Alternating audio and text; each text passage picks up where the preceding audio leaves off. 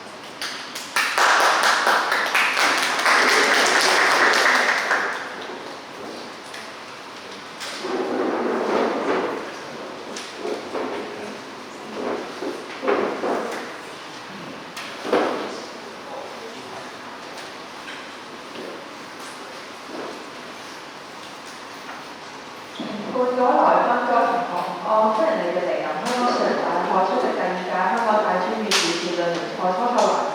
今日辯題係港府應推行兒童醫療券。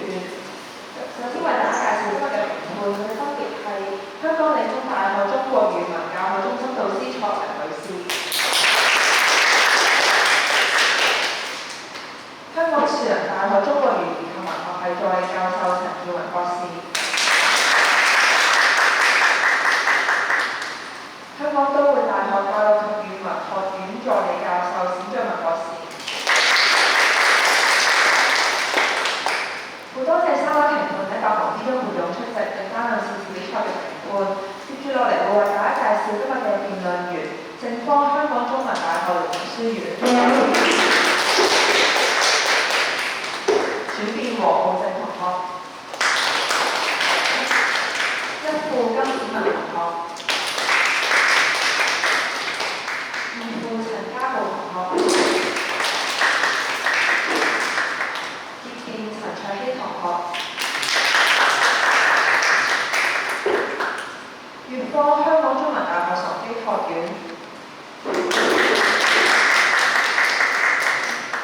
主辯劉心怡同學，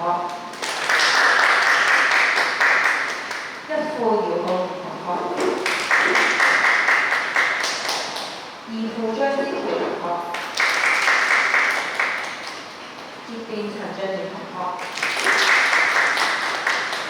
接住來會宣讀賽規、比賽進行時間及台上辯論員與台下隊員以文字圖片或語言上嘅投資溝通或者為取消資格，一切嘅發言均與語表進行為人名及書名可以使用外語，如比賽雙方或評判提出認為台上辯員使用外語，主席推詢問評判問題是否違規，若多數評判認為違規，3位評判可以就事判定錯最少1分，最多5分。任何台上或台下發言得罪人身攻擊或誹謗，作辯論員發言時間由以前1分鐘計成張2張1次。電視發言時間即將結束，喺發言時間終止時計時將會連續按鐘2下。事辯辯論員需盡快總結其演詞，喺法定時間終結時10秒過後計時和連續按鐘數下。如該名辯論員因為錯分錯失制度餘下10秒過後過時5秒，將喺每位評判給予該隊員之總分扣除5分，如此類推，不足5秒者就5秒計。各辯論員須於計時完0鐘後才可以開始發言。請問雙方對賽分冇問題？如果冇嘅話，應該係試咪嘅時間，試咪嘅先後次序將按照出場嘅次序，首先有請正方主辯。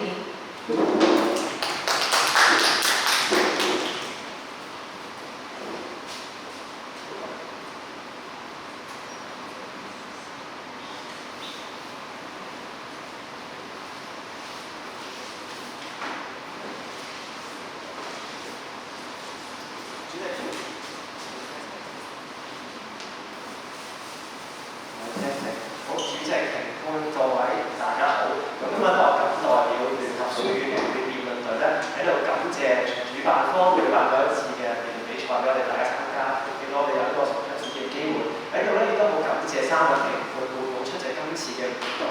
希望咧你哋可以爭取到一個精彩嘅比賽。同時咧，我哋都感謝同己學院咧係喺過去幾個禮拜好積極咁樣咧去準備今次嘅比賽。最後咧，祝大位中大嘅同學咧下個禮拜閱讀週假期愉快，多謝大家。接住我哋嚟有請反方主席。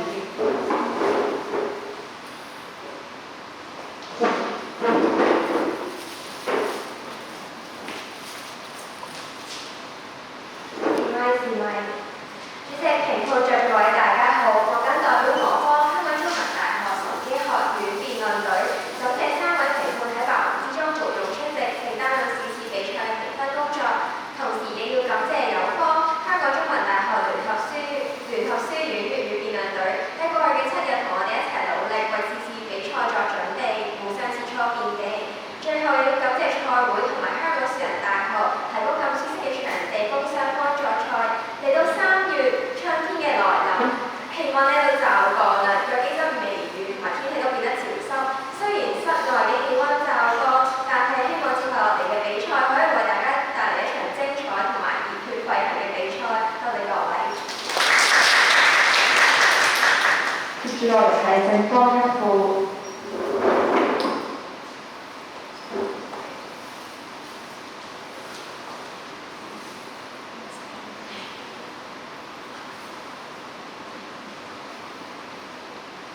主席、評判有關同學在座各位大家好。咁頭先我方主編多謝咗賽會同埋評判咧，咁我就想講下我今日嚟呢度之前到底係見到啲乜嘢嘅咧。咁我首先就由屋企去到天后站去轉小巴，而出到天后站嘅時候，見到我人生最驚嘅嘢就係白鴿。所以我覺得其實今日我已經面對咗我成世人最驚嘅嘢，所以無論一陣間一場辯論比賽係點都好似冇咁恐怖啦。所以就希望大家可以好好咁享受一陣間嗰場辯論比賽。多謝各位。接住落嚟係反方一副。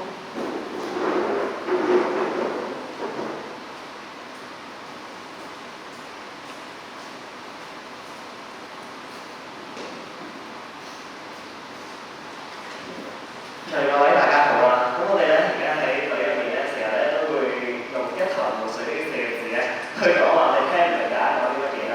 冇諗過咧，今日嚟到比賽嘅場地咧，我哋大家都真係一頭霧水，因為咧出面咧完全係嘈到咧咩都見唔到嘅。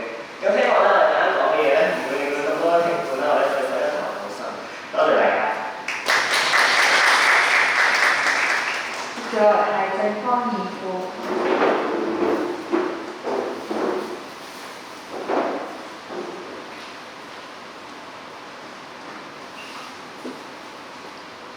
主席、評判在位大家好啦。睇到呢條辯題咧，其實咧係我第2場打呢個聯賽啦。咁所以咧，見到呢條辯題又係同醫療有關，咁咁啱我自己讀嘅科又係同醫療有關啦。咁咧其實好感激就係賽會俾到呢個機會，我連續打2條題目咧，都同我自己主修嘅科目有關。但係我自己都有少少慚愧，就係當我見到呢條題目嘅時候，我做資料搜集嘅時候，發現其實原來有好多嘢咧係我日日喺度歸書啦，睇住一啲學知識，其實我自己係冇發現到。即係其實我都好多謝辯論俾咗呢個機會喺，即係我相信大家作為社會上如果市民不斷運作，每日努力工作嘅時候，原來身邊有時候會忽略咗一啲社會會出現嘅問題，我哋冇發現到。而辯論正正係俾我哋呢個機會去思考去諗呢啲問題。希望在各位咧，今日離開之後咧，唔單止帶咗係賽果，更加多嘅係一啲知道咗身邊發生嘅唔同嘅社會問題。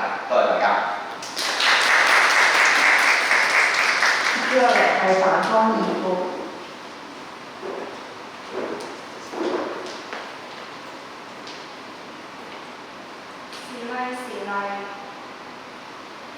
主席、評判在各位大家好，啱啱有方一副咧就行過嚟喺度見到隻白鴿，咁我行過嚟做緊啲咩咧？我喺度種緊花，因為最近咧有一隻遊戲叫做《平克唔同》咧就好出名，咁我咁啱我方嘅辯論隊咧就喺過往一星期咧就係全部人都一齊下載咗呢個應用程式一齊玩。所以咧點解要種多啲花呢？個目的就係鼓勵我哋行多啲路，所以希望在各位同埋3位評判都可以喺未來行多啲路，身體健康啲。多謝各位。按照發言次序，現在先請反方接辯。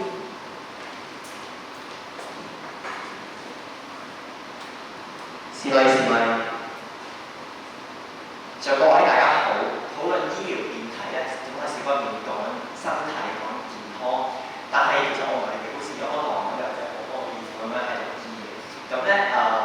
雖然我唔能夠令到大家直接身體健康，但係心靈健康都可以更加富足。所以我想為大家送上呢個超級流感。怎麼可以預防流行性感冒？怎麼可以預防世紀流感？飲食健康，每天8杯水，預防令社會抗炎，能令國家健康了。希望大家身體健康。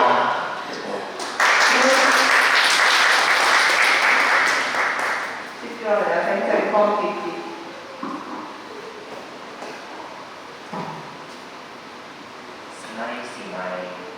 好，咁好多謝有幫同學嚟聊嘅歌聲啦。咁我就唱歌唔叻嘅，咁我就唔可以好似有幫學咁樣去唱歌俾大家聽啦。咁咧，我就想同大家分享一個小小嘅故事啊。咁我哋係住上水嘅，咁上水距離一個樹仁大學都真係有一段少少嘅距離啦。我搭地鐵企咗1個鐘頭，再搭巴士，哇，終於落車啦！哇，就嚟我有啲暈，有啲想瞓覺。差啲，我哋大家以為行路行上嚟呢個樹仁大學嘅話，可能都會行到嗰條咁水蛇春咁長嘅樓梯啦。咁我行到一半咧，差啲就跣腳跌咗落地。好彩我都算年輕力壯，捉得條樓梯。嗰下我就諗，如果我跣咗落條樓梯嗰度，我會點樣咧？一個醫療體系會點樣幫我咧？頭先有個好講咗另外一樣嘢，就係我哋係國家嘅主人翁女士嘅啦。都想同大家講就係青年強則國強，所以兒童健康咧亦都係我哋國家發展嘅一個好重大嘅方針同頭位。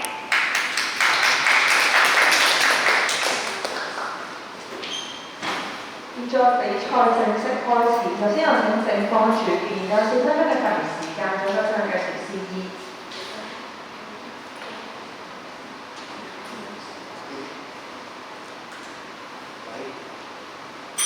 主席、評判在座嘅大家好，喺討論今日嘅議題之前，我需要釐清翻辯題兩個字眼。第一個係兒童，根據英國衛生部咧，兒童係更加容易受到生理啦同埋心理嘅危害㗎，喺社會上屬於弱勢成分。有見及此咧，香港政府係有責任，亦都已經推行咗一啲針對兒童嘅醫療政策，保障翻兒童嘅權益，例如話母嬰健康院啊、學生健康服務等等嘅檢查報告。而醫管局轄下嘅家庭醫學門診咧，就負責而家啲突發性疾病，以上服務咧構成咗兒童健康安全網，全面保障兒童健康。第二個就係醫療券啦，參考翻而家嘅長者醫療券咧，醫療券即係只可以用喺醫療服務嘅一啲現金券用嚟代替診金㗎。解釋完之後咧，我今日係倡議政府每年向18歲以下嘅兒童派發2000蚊嘅醫療券，而喺運行上咧，只要符合公立醫院費用豁免資格嘅兒童，可以全額咁使用醫療券。如果唔符合嘅話咧，就需要自己俾150蚊，亦都即係而家公營家庭醫學門診嘅收費。而150蚊以外嘅餘額就可以用醫療券嚟抵消。衡量今日嘅議題成唔成立，標準在於咧推行咗兒童醫療券之後咧，可唔可以強化到1兒童健康安全網？第二，可唔可以完善到基層醫療系統？我可以話今日議題成立㗎，原因有二。第一，對於貧困嘅兒童嚟講咧，醫療券可以確保佢哋及時就醫，填補醫療制度嘅缺失。政府目前咧保障兒童健康方面咧，分為2個大方向，一個係預防，第二個就係治療啦。喺預防上咧，政府每年向學童提供1年1次嘅健康檢查，所以我哋可知道冇可能靠呢個檢查驗一啲緊急嘅身體情況啦，例如話發燒啊、腸胃炎等等。如果有啲咩突發嘅身體不適咧，兒童就需要去急症室、普通科門診去輪候啦。呢個就係治療。然而咧，呢啲服務咧嘅輪候時間已經超出咗大家嘅預期咯。醫務衛生局長盧寵茂指出啦，公營醫療系統下嘅家庭醫學門診咧，主要係希望照顧啲目標客群，例如話低收入人士啊，或者係長者等等。但目前有好多啲兩群組以外嘅人士喺度爭奪呢個醫療資源啊。醫管局行政總裁李夏欣亦都指出，門診存在供求失衡嘅情況。當公營醫療失效啦，政府當然希望呢啲基層兒童可以轉向私家診所啦。但係我哋調查發現啦，有60%幾嘅家庭兒童啊，係因為醫療嘅昂貴啊，唔去求醫或者延遲求醫，導致病情嚴重啦，更加係有74%添喎。可以見到貧困兒童冇辦法及時獲得醫療服務，一開始講嘅安全網已經失咗效啦。私營醫療服務咧係未飽和㗎，開發咗兒童醫療券之後咧，兒童發現有一個好發性疾病咧，就可以有資本轉向私營服務，就因為經濟問題令到病情更加嚴重，兒童健康可以得到保障。第二，對於中產富裕嘅家庭嚟講咧，醫療券可以幫助佢哋建立求醫習慣，長遠推展呢個基層醫療。基層醫療咧唔係指俾基層市民嘅醫療服務喎，而係醫療系統嘅第一重防線。例如話私家診所啊呢啲以地區為本嘅服務，以期咧達到醫療協調同埋分流嘅作用㗎。早喺2008年嘅醫療改革諮詢文件已經指出咗香港應該大力推展公私營協作，以資助社區咧善用私營機構嘅資源。而政府近年咧亦都積極咁樣發展基層醫療，將醫療制度咧放翻喺以地區為本、家庭為中心嘅社區醫療健康制度。基層醫療署指出家庭醫生正正就係呢啲基層醫療服務嘅主要提供者。醫學期刊《Frontiers of Medicine》就指出咗，擁有家庭醫生之後嘅病人對病情或者係預期嘅病情，都有更加深刻嘅了解，醫療效果顯著嘅提升。呢個正就係政府推行呢個政策嘅原因啦。咁醫療券嘅作用係咩咧？中大醫學院研究指出香港推行咗長者醫療券之後，長者使用私營基層醫療服務嘅意欲由2010年嘅3成6上升到2016年嘅6成1，升幅係接近2倍啊！可以見到呢個經濟嘅誘因有幾咁巨大。然而咧，佢話醫療券亦都規定咗一定要用基層網絡入面嘅基層醫療提供者先至可以使用醫療券。喺機制上面咧，已經鼓勵咗市民去睇一啲指定嘅醫生，建立翻個醫患關係。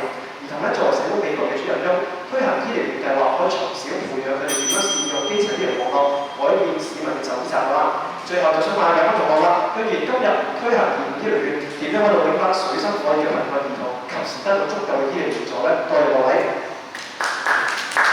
正式決議案時間為4分13秒，無過時，無需扣分。呢個請反方主辯，有4分鐘提時間，總計先繼承 C、D。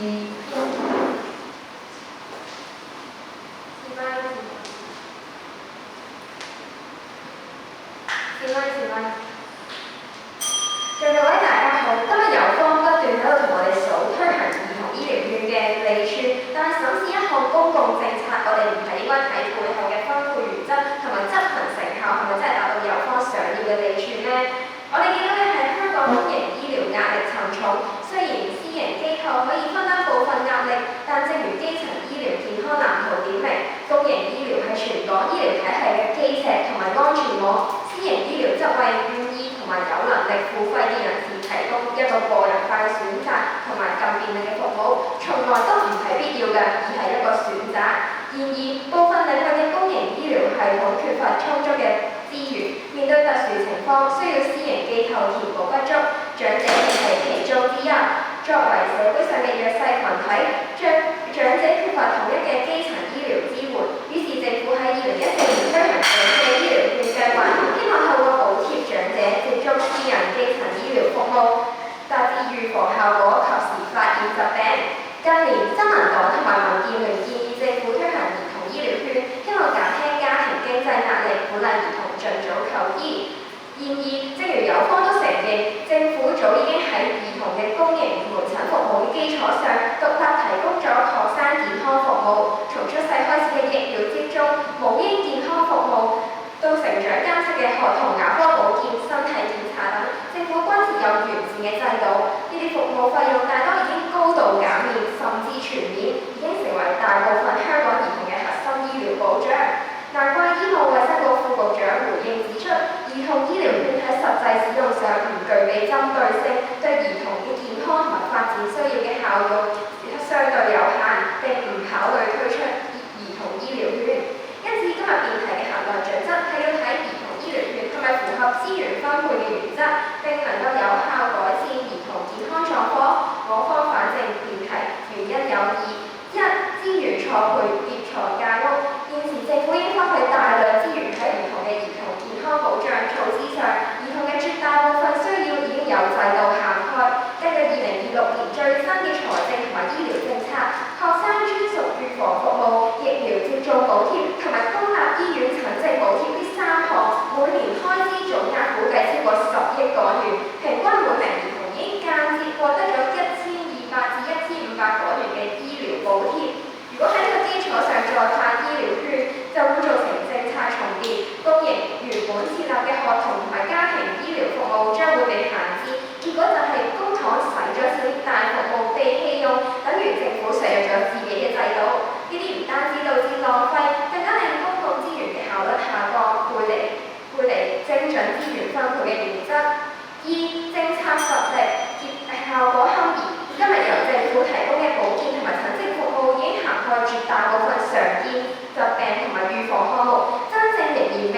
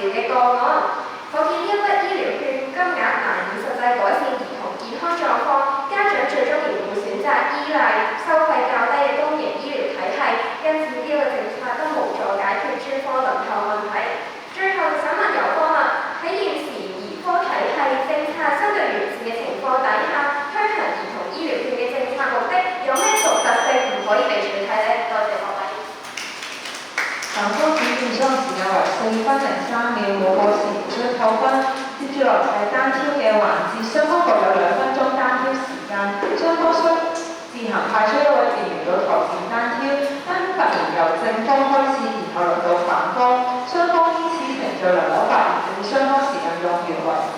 發言隊員必須站立，時間計算以落座為準，即為另一方發言開始嘅計時標誌，另一方隊員必須緊接發言，如果較速計時會繼續。當一隊嘅發言剩至1分鐘時，計時將會鳴鐘1次提示。當發言時間2分鐘全部用盡，計時將會鳴鐘2次。該方面出立即停止發言，否則當場比賽主席將立即終止其發言。任何一方發言時間用盡後，比賽主席須說明另一方餘下時間，而另一方繼續發言，直至該隊餘下嘅時間用完為止。而家單挑環節開始。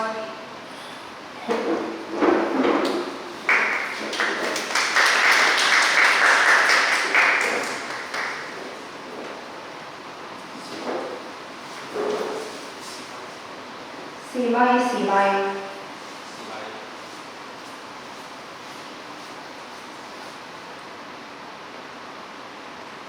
政方準備好可能計時先。點解政府會俾長者更大嘅醫療服務？因為長者有需要咯，所以見到想問翻有關同學啦，係咪每個年齡層每個組別都需要有兒童入醫療券？點解長者更加有需要？唔係，首先有關同學答翻我問題先，係咪每個組別都需要有醫療券？點解長者更加有需要？係因為長者對住慢性病有更大嘅風險，同樣地，而家兒童對住呢一啲嘅誘發性疾病都有大嘅風險。所以有關都同意㗎，而家派唔派醫療券咧係要睇佢有冇需要，所以我哋而家睇下兒童究竟有冇需要咯。有冇人知唔知而家咧對於基層醫療服務公營有咩服務俾到佢哋？有關我頭先咧簡單嚟講咧，就講咗有啲預防措施，例如兒童健康，但係我調查同你講咧，有60%嘅基層兒童同你講佢派唔到，因為腸胃炎嘅時候睇唔到，係咪要等1年嘅健康檢查去睇？有方先唔好話男士聽，講緊腸胃炎係睇普通科㗎嘛，雖然我方問緊你係基層醫療，而家有牙科保健，有學童嘅健康檢查，點解咁樣都唔足夠？所以咧，當佢腸胃炎發燒嘅時候，你就等啦，你等到1年之後，你就去睇學童檢查，係咪？有方唔好再話男士聽，係因為有方自己都知道原來而家基層醫療好足夠預防已經做到啦，所以反問翻有方同學嘅係而家基層醫療有邊一個範圍係覆蓋唔到啊？我想問嘅係佢腸胃炎嘅時候，佢係咪等學童檢查？所以有方我繼續唔答，係我方已經確立咗啦，基層醫療而家足夠，所以再跳入有方嘅框架啦嚇，普通科先至係有方所講腸胃炎要去睇㗎嘛。有方知唔知而家普通科咧要等幾耐？好簡單啫，所以咧而家佢哋排唔到嘅可能唔敢答，佢哋唔係咁健康檢查。第二個基層醫療除咗健康檢查之外，家庭醫生都係健康檢查，唔係都係基層醫療嘅一部分。因為當佢除咗要去健康檢查嘅時候，佢仲需要一個固定嘅家庭醫生去為佢建立足夠嘅求診習慣，了解佢嘅就醫。有方先唔好轉市場，講緊普通科咧，原來佢哋一日有成2萬個名額嘅時候，1萬個名額係留俾誘發性疾病，即係有方所講嘅腸胃炎。如果佢真係咁緊急嘅時候，點解佢唔係去睇急症，而係有方所講要去落去睇嘅檢查嘅？所以想問有方，你覺得俾兒童去睇到呢一啲誘發性疾病係咪政府嘅責任？係政府嘅責任咯，所以而家咪見到有呢個普通科，如果你真係咁緊急，你咪去睇急症咯。見到原來2023年嘅報告同你講，成年平均非緊急個案2.5個小時就睇到呢個係咪有方想要嘅速度咧？好簡單啫，原來咧我哋見到報告同我哋講，打電話預約普通科有60%嘅受訪者表示預約唔到，呢個就係有方我講緊政府而家做到嘅嘢。所以基層醫療有方唔講急症，有方唔講就同我講普通科，同我講家庭醫生。雖然反問有方話而家已經有1人1家庭醫生計劃，點解有方係咪覺得而家有漏洞咧1人1家庭醫生計劃有冇提供經濟啊？嗱，簡單總結，所以有方我承認咗今日政府有責任為所有兒童提供一個最基本嘅醫療保障，即係普通科門診。咁但係而家普通科門診政府根本就提供唔到嘅時候，有方我有冇辦法幫我交咗去，即係究竟點樣解決咗啊？唔係啊，而家唔係解決唔到普通科，而家係普通科已經有足夠嘅配額。佢哋講緊每一日有呢個2萬蚊嘅名額。講緊而家2025年11月出現呢個試行計劃，有綜援有需要嘅人士可以優先預約，而有方所講啲中產嘅家庭，佢哋咪自己可以去睇私家咯，唔係有方擔心咁樣嘅。反方時間順序，正方上時間為30次，準備7個人。嗱，簡單總結，有方喺世界裏面政府解決到問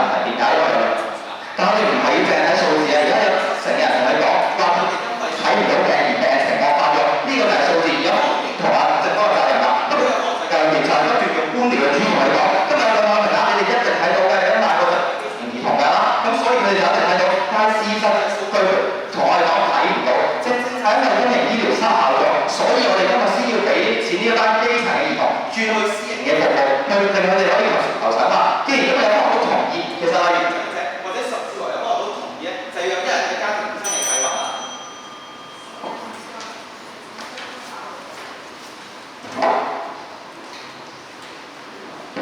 是嗎？意思？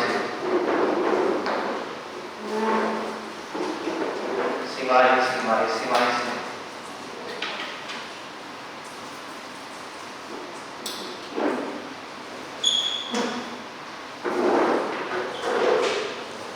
好，接住落嚟有請聖方一副，你有3分鐘嘅發言時間，準備先去介紹先。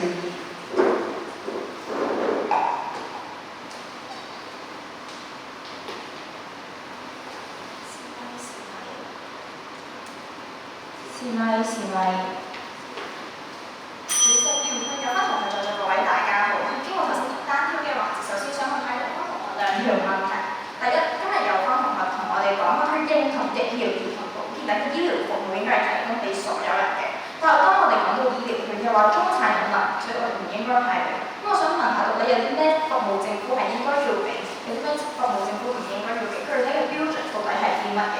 第二，我哋今日雙方都認同政府係有責任去保障兒童嘅健康。咁我想問下，點解嗰個中產嘅小朋友，我哋俾佢去用150蚊去公營醫院度睇醫生嘅時候，覺得冇問題，但當我哋用醫療券俾150蚊去睇醫生，咁又唔得咧？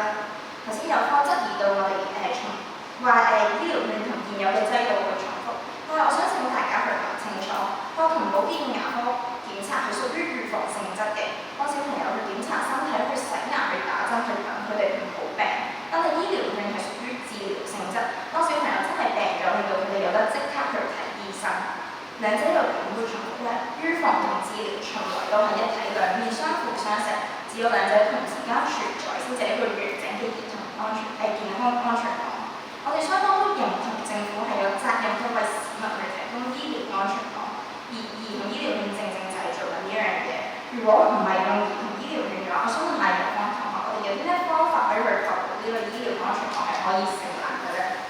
另外有翻有質疑到我哋兒童醫療券嘅成效，佢話原來兒科嘅病咧係好嚴重嘅，我哋單派2000蚊係冇辦法去幫到佢乜嘢。咁我想問下，而家即係有份嘅數額唔夠，咁我哋金額要加到幾多？你到底係每一名兒童要派發幾多錢，你先覺得我哋可以幫到佢嘅？咁就請有方去交出啲數字俾我哋啦。另外想搞清楚翻一件事，我哋今日講緊嘅唔單止淨係要幫啲患有兒科疾病嘅小朋友，更加係啲只係普通科疾病嘅小朋友，例如腸胃炎啦咁樣嘅。所以我哋有翻有少少喺度混淆嘅思維，去到最尾其實今日有方就覺得我哋係重複喺度嘥緊錢，咁佢在乎嘅其實就只有一個字，就係講緊錢啦。但係我哋今日其實點解要繼續用呢一筆錢嘅原因好簡單，就係因為呢筆錢係抵俾嘅。德勤嘅報告指出，喺兒童醫療上面每投資1蚊，未來嘅經濟回報就可以高達17.1蚊。大人病咗仲可以自己照顧自己，但小朋友並做唔到。父母好多時候都要去請假去照顧佢哋。一個小朋友病咗，可能影響緊嘅係父母嘅2份工，影響緊成頭家嘅收入。與其等到個病惡化，加重家庭負擔，我哋倒不如一開始就俾錢呢個小朋友去睇醫生，醫好翻個病。研究仲話俾我哋知，原來我哋越早去投資兒童醫療，回報就越高。正正係因為及早干預，可以減輕疾病對兒童同埋家庭嘅持續負擔。有班同學喺度同我哋講話呢個錢使得唔抵，但係我哋仲唔認輸。正正係因為而家政府唔夠錢，所以我哋更加應該係選擇一個經濟回報係最高嘅方案，而兒童醫療就係呢一個方案。多謝。聖方一副嗰個時間為3分09秒，過時無需扣分。呢個請反方一副，同你有3分鐘嘅發言時間，準備先介紹先。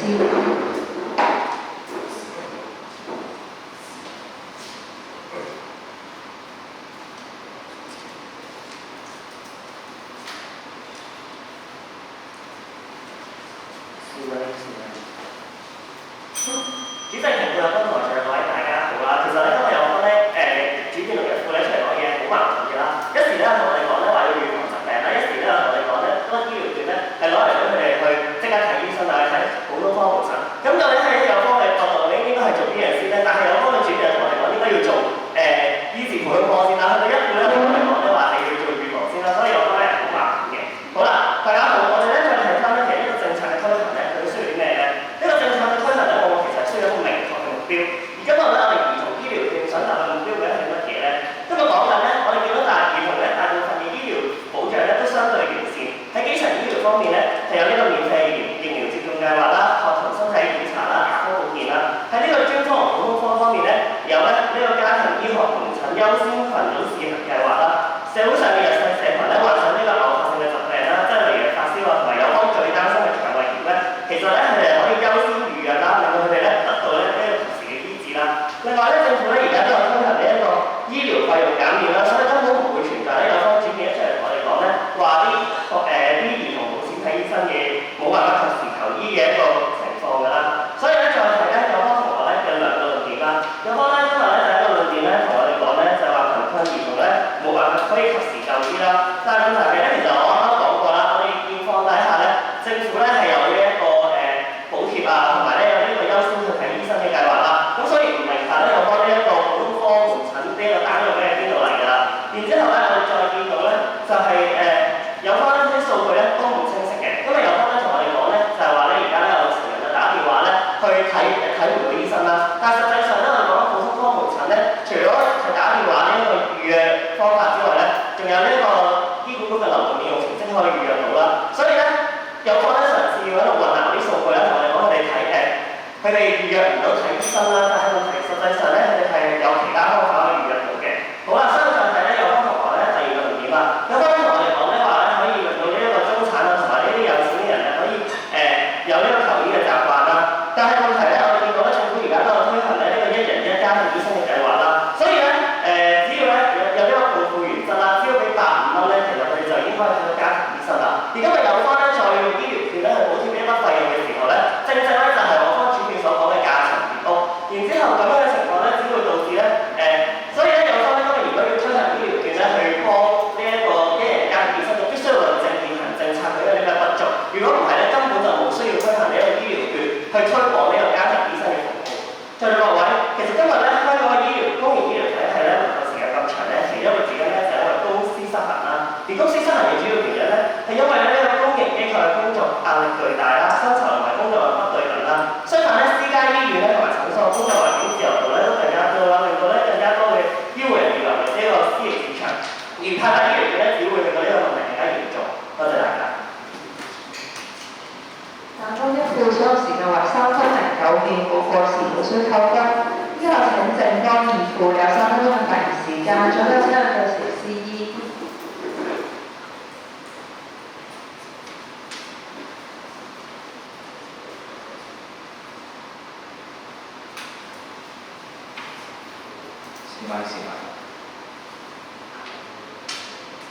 主席、評判在各位大家好，不如咧我哋嚟到二副環節，分幾個方面去睇今日嘅議題。首先第一個醫療問題，呢有個世界裏邊話政府俾咗好多嘅資助，有例如咧你唔夠錢，你就可以咧同政府申請豁免。留意翻政府申請豁免係講緊只係你嘅公營醫院裏邊可以用一個唔使俾錢嘅價錢去睇醫生，但係而家我哋講成場話咧係呢一班基層根本排唔到普通科門診，排唔到呢一啲嘅家庭醫學門診啊嘛，呢、個就係麻煩啦。嗱，有翻學話而家可以用咧醫管局嘅流動應用嘅預約啦。咁如果我哋想睇呢個數據好簡單咧，睇明案2024年，原來咧用嗰個流動應用程式預約嘅人咧，覺得好困難嘅有75%嘅學生，俾到數字有翻同學麻煩下，有翻學下一個電位傾清楚交流嗰個，有幾多成嘅基層學生同你講佢哋睇到嘅，你有翻學講嘅所有做嘅政策之後，唔好淨係口號式咁同我講佢哋做得到。好啦，第二個睇嘅我哋睇公民權利。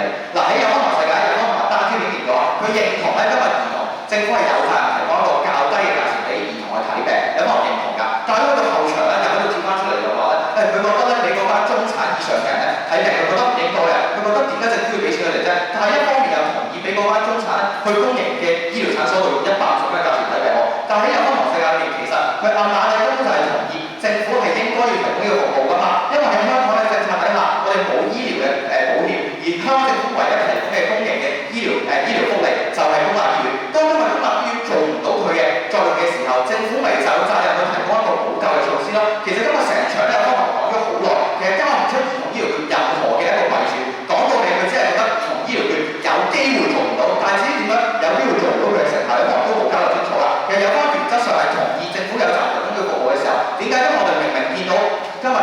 醫療失衡做唔到佢嘅效果嘅時候，點解唔用兒童醫療券去幫呢一班兒童去私家可以睇到病咧？再者，點解今日兒童會面對更加多嘅保護？就係因為兒童面對更加多嘅醫療風險啦。例如科本哈根大學嘅研究指出，兒童面對更多嘅感染，例如普通感冒或者腸胃炎，會增加成年時候面對疾病嘅感染風險同埋慢性病嘅風險。正正就係政府點解要保護呢班兒童，為兒童提供更加多嘅福利嘅原因啊嘛。最後我哋睇基層醫療咧，同我講一人一家庭醫生，原來政府嘅基層醫療藍圖同我哋講咧，全香港咧2成3人有一個固定嘅家庭醫生。正正點解我哋要推行兒童醫療券？呢個唔單止係一個政策，更加係一種教育，因為我想佢哋由細就建立一個求診習慣。正如當我哋推行長者醫療券嘅時候，我哋見到咧，原來長者有超過2倍咧，佢會多咗去一啲私營嘅醫療基層醫療服務者提供，去佢哋求診。正正就因為咁樣，我哋希望兒童同佢哋嘅一啲經濟人幫佢哋去建立佢嘅求診習慣。好簡單，當佢病嘅時候，佢會知道原來我心口痛。其實原來我之前睇家庭醫生又同我講咧，我個胃會唔舒服，我會知道自己唔係心臟病。呢個唔單止係醫療制度嘅改革，呢個對於病人嚟講，佢健康管理能力嘅提升，呢個先係長遠嚟講我哋要做到嘅基層醫療，呢個先可以幫助到我哋嘅醫療長遠落去。多謝大家。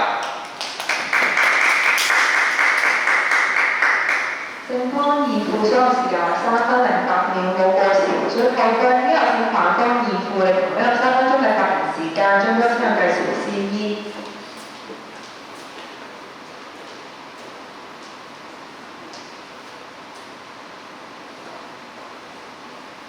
是咪？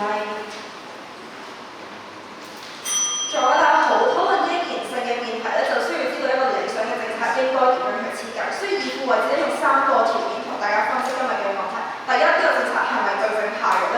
因為有方第二個論點咧，同我哋講呢個兒童醫療券咧，係俾中產嘅家庭佢哋要嚟做基層醫療。去到一副又同我哋講，兒童醫療券嘅性質係要嚟做產職，所以可以確立到嘅有可能立場已經退咗，因為而家雙方都知道基層醫療已經足夠。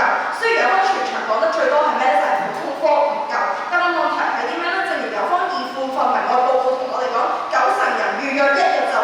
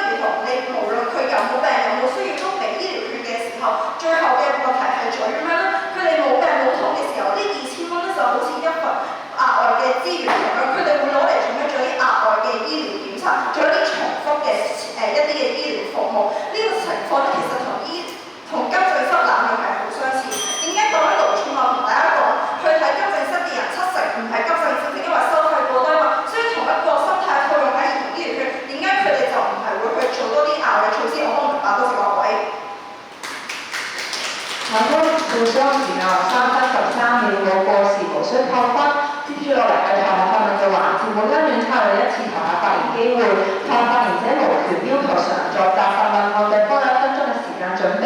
每位台下發問及作答者嘅發言時間為1分鐘，發言者需於計算人鐘後方案開始。當發言時間剩低15秒嘅時候，計算員將人鐘1次提示。當發言時間全部用盡，計算員可以人鐘2次提示。該辯論員須立即終止發言，否則當場比賽主席將立即終止其發言。任何一方喺30秒內未能派出代表作台下發問或作答，導致用棄權論。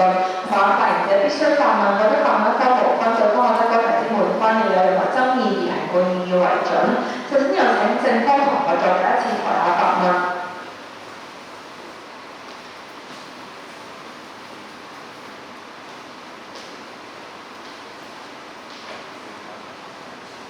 唔該要檢查學生證，係啦。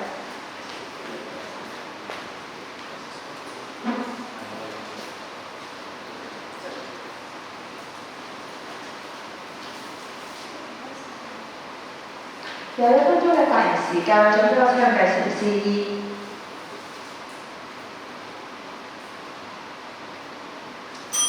各位大家好，明愛青年及社區服務關注貧窮工作小組嘅調查指出啦，90%嘅基層員係需要輪候時間超過1日或以上，而其中80%嘅基層員都話呢個輪候嘅時間係太長。所以其實今日有科學都冇解決過而家究竟係咪而家睇普通科門診個時間係咪太長呢個問題？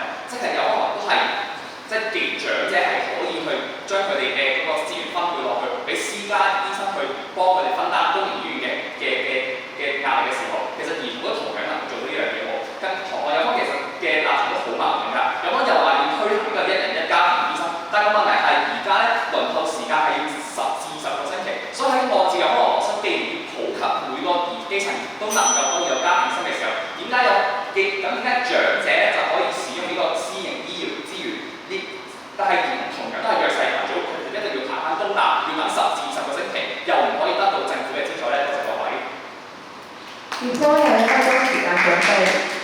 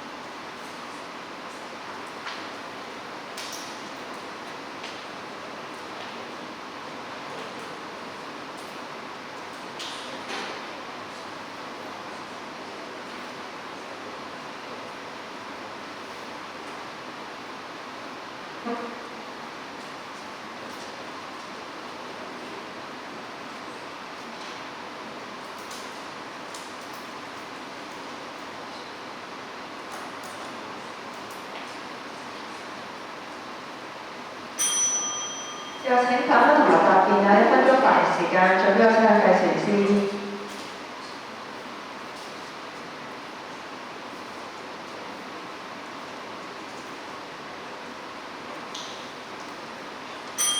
再各位大家好啦，有方問我哋咧點解兒童可以得到資助啦？咁就攞長者嘅情況嚟同我哋講啦。但係實際上我哋見到嘅咧，兒童咧而家已經攞到好多唔同嘅資助，即係包括咧政府已經打咗一大筆錢出嚟去搞學童保健啊，同埋咧佢哋又搞咗呢一個嘅細社群體嘅一啲優先睇普通科門診嘅一啲計劃啦。咁所以咧我哋見到咧而家現行嘅計劃咧，其實已經俾咗好多資金俾小朋友去睇醫生。相反咧喺長者方面咧，其實政府咧從來都係冇一個全面啊同埋一個全民嘅長者嘅基層醫療體系啦。咁所以咧所以先有呢一個差別喺度啦。然之後咧有方咧就同我哋講咧明愛嗰個報告啦，其實明愛嗰個報告咧我哋見到咧係有90%人咧係1日內咧就可以預約到去睇普通科門診，唔知有方嘅資料咧出自喺邊度嚟啦。所以再睇啦，有方咧都同我哋講咧，只要派完呢個醫療券之後咧就可以解決到問題啦。變況係咧我哋見到咧長者醫療券派發完之後咧，公立醫院嘅長者人數咧由2015年嘅240萬啦上升到去2019年嘅250萬。多謝大家。依家有請反方同學作第1次台下發問，有1分鐘發言時間，準備我請計時司儀。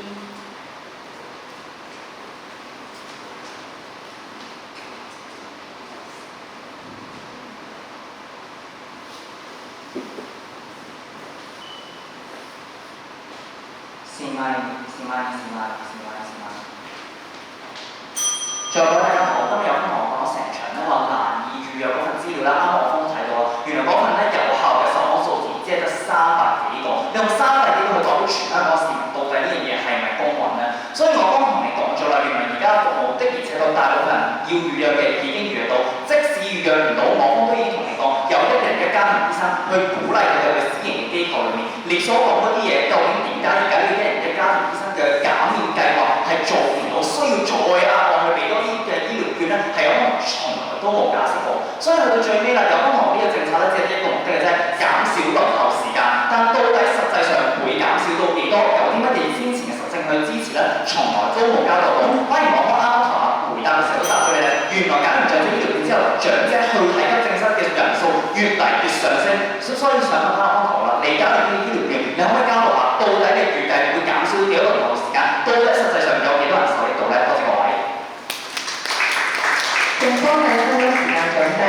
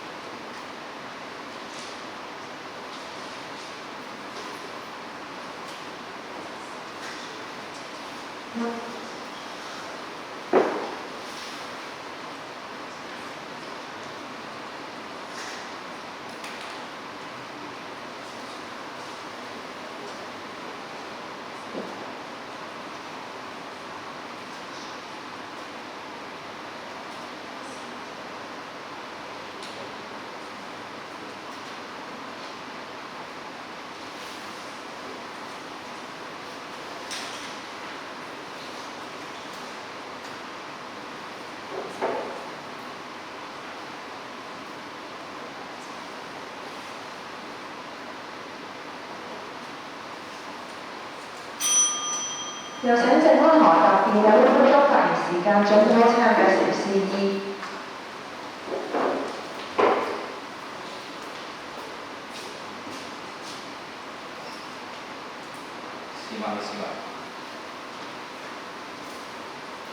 好奇怪啊！幫我咧自己用明愛份數據台下行出嚟問我哋點解你嗰份數據有效？咁所以喺有個立場底下，明愛份數據究竟係有效定冇效？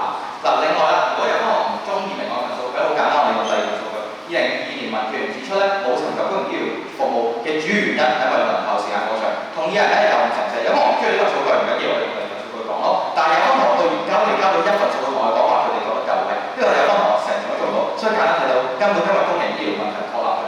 好啦，第二個係幫我話咧，我方咧問我哋方點樣減少輪候時間，但係其實好奇怪，我方主辯一副二副，其實都冇講過，因為我哋主要目的係要減少公營醫療輪候時間，最主要目標係希望嗰班基層醫療兒童可以即刻及時求診，當出現腸胃炎發燒嘅時候，佢可以去到私營醫療啦。再可以接注意咧，每個政策都有佢嘅政策目標，簡單一個20億嘅政策，如果就可以解決到輪候時間問題，我方咧全世界都會好想做㗎，因為每一個政策都有治標同治本㗎嘛。公營醫療嘅問題係治本嘅問題，唔係治標嘅問題。多謝各位。接住落嚟係評判法問嘅環節，每一評判需就每一條問題嘅回答作出個別評分。評判可以選擇不發問為公平起見，如果評判選擇發問，每一評判需要向雙方各問一條問題，發問次序由評判選擇。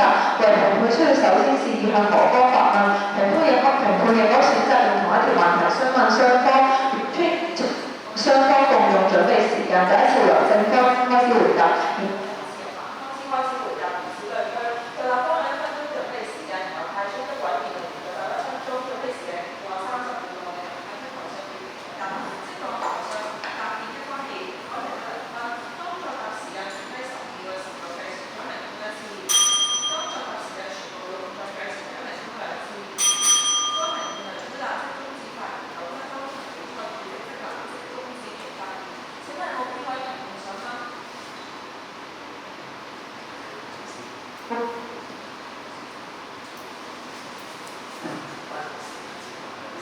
testing， 或者同政方先啦。政方頭先有提到長者醫療券啦，咁我哋都知道咧，現時咧政府對兒童啦同埋長者嘅服務都係有啲唔同嘅。你可唔可以講多少少兒童醫療券同長者醫療券嘅可比性喺邊度？唔該。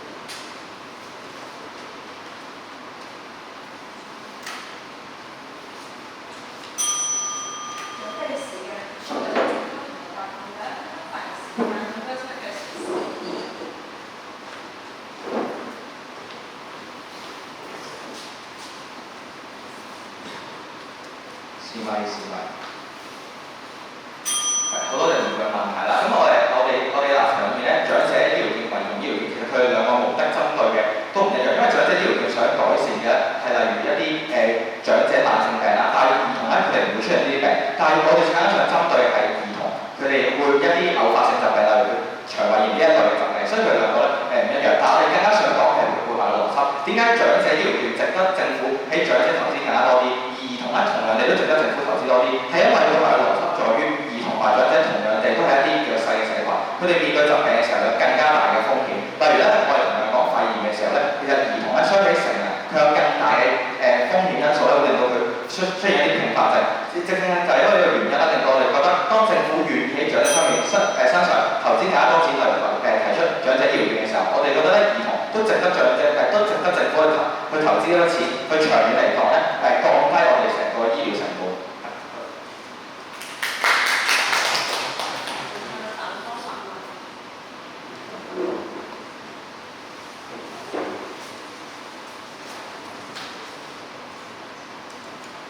方同學啊，頭先咧，正方同學就提到啦，有60成嘅兒童咧係會喺輪候嘅時候咧就延遲咗醫治，7成咧仲會惡化添。咁你亦都提到咧話專科好貴喎，千幾2000蚊，醫療券2000蚊唔夠。咁你提出呢個唔夠咧，係咪想講其實港府都好應該推行兒童醫療券，只不過唔夠要加碼咁解？如果唔係，你提出呢個數字嘅目的係咩咧？唔該。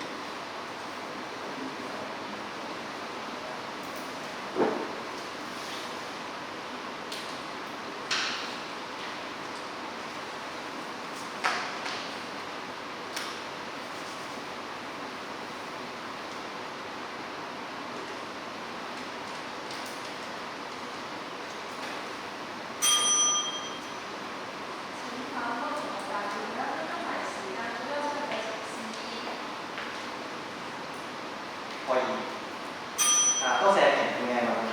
評判我哋其實啲小朋友係有機會惡化嘅疾病，佢哋有呢個等。但係其實我方所見到嘅其實有一部分嘅兒童，其實佢哋可能有機會係冇需要，可能係有機會係只係普通嘅傷風感冒。當然我哋都會提供適當嘅資源去幫佢哋。而政府而家嘅態度，而家嘅做法就係按照佢哋嘅需要，按照佢哋緊急優先嘅次序，等最需要接受醫療服務嘅兒童首先去得到治療，呢一個係政府嘅態度。第二樣嘢係其實專科嗰度，政府而家係有專科嘅資助計劃，係俾佢哋喺公營嗰度接受治療。即使2000蚊唔夠都好，我哋要做嘅唔係應該加大呢個額，因為對呢一啲特殊需要嘅人，只係佔好少數。咁呢個好少數嘅時候，你就唔可以用一個全民性嘅政策去針對佢哋。所以其實兒童醫療係欠缺針對性。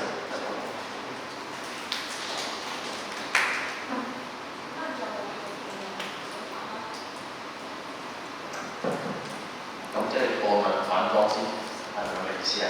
係。好，反方，你哋今日講咗好多嘅論點，認為係不應推行兒童醫療券啦，係咪？好，喺咩情況之下，你哋會覺得係喎？而家我哋開始要應該推行兒童醫療券，亦即係話你可以設想一下，我哋會做一個平行時空。你哋認為而家呢個嘅時空嘅香港係不應推行㗎嘛？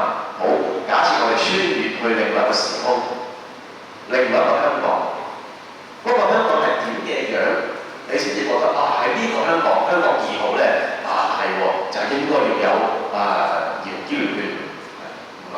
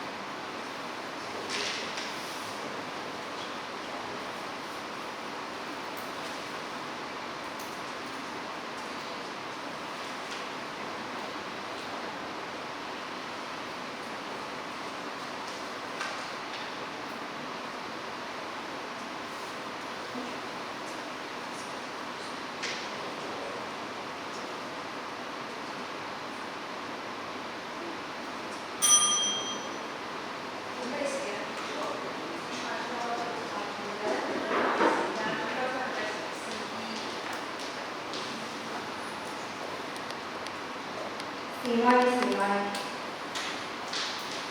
最後大家好，首先多謝評判嘅問題。評判啱啱問我哋係一個咩嘅平衡時空，香港先要有兒童醫療券。首先簡單歸納有兩點，第一點係基層醫療做研究嘅時候，當你基層醫療係講緊兒童第一層嘅保障，當你有預防治療，可以減少到被將來有更加重嘅疾病。但係見到原來香港嘅現有嘅基層醫療足唔足夠呢？啱啱講咗有牙科保健，有學童身體檢查，有疫苗接種，呢啲通通都係接近免費。所以我方認為咧，喺公立醫療、基層醫療方面咧，政府已經投放得足夠嘅資源。所以睇第二層就係究竟專科夠唔夠，專科嘅資源夠唔夠？今日見到嘅係咧，原來政府已經有醫療費用減免，不論係專科定係普通科，只要你有需要、有金錢經濟上嘅需要咧，政府就能夠補貼到。所以原來喺呢兩個情況底下，政府已經補貼咗有足夠資源，確保到基層能夠有需要嘅人能夠睇到醫生嘅時候，所以而家就唔需要兒童醫療券。多謝各位。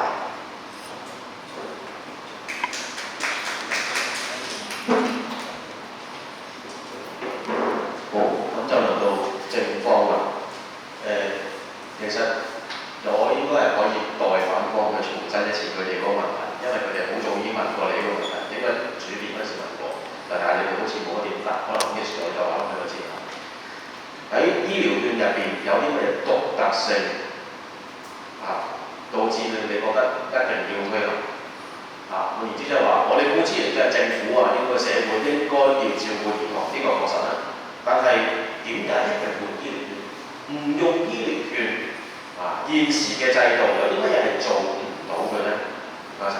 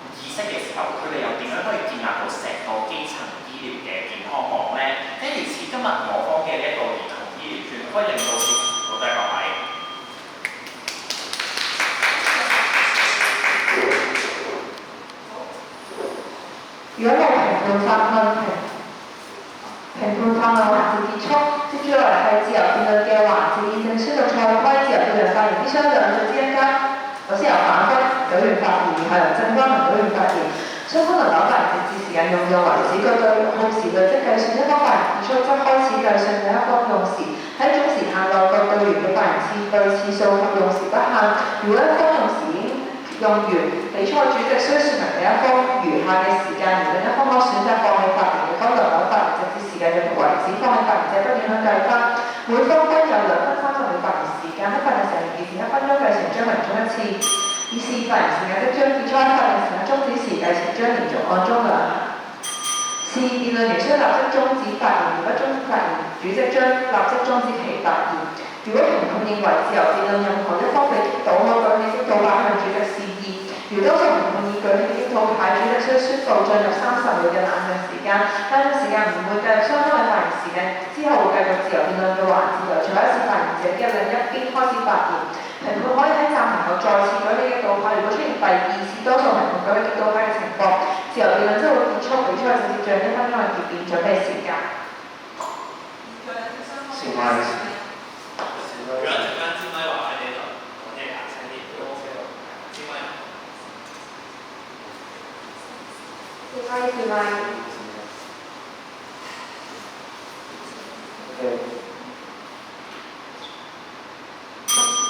各位大家好，請問有承認兒童基層醫療服務已經接近免費咧？